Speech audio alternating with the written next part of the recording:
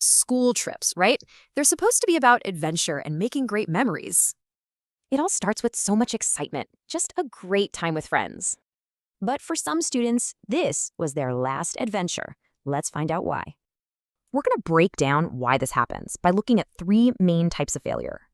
First, human error. Then, underestimating nature.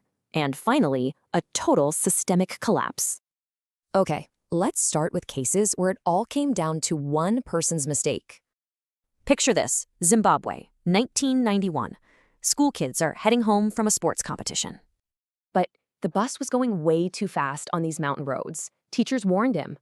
He didn't listen. The bus went off the road. 82 students die. Now, let's look at the Sewol Ferry in South Korea, another high school trip. Just look at this timeline. It shows how everything went wrong so fast. 304 people died. Most were students who were just following that last order. So, what about when the danger isn't a person, but nature itself? On Mount Hood in the US, a school group started their climb. Perfect weather, they thought. But check out their plan versus the reality. A blizzard hit, trapping them completely. Now over to Jordan. Students are hiking in a dry riverbed. It's a sunny day. Then, out of nowhere, a flash flood, a 6-foot wall of water. No escape. And finally, let's talk about when it's not one thing, but the whole system that fails.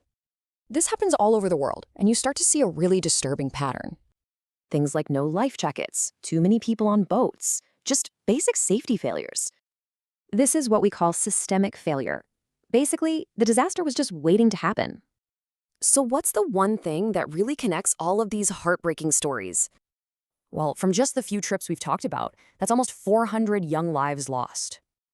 And here's the thing, no matter the cause, almost all of them were preventable. It just leaves us with one last really tough question we have to ask ourselves.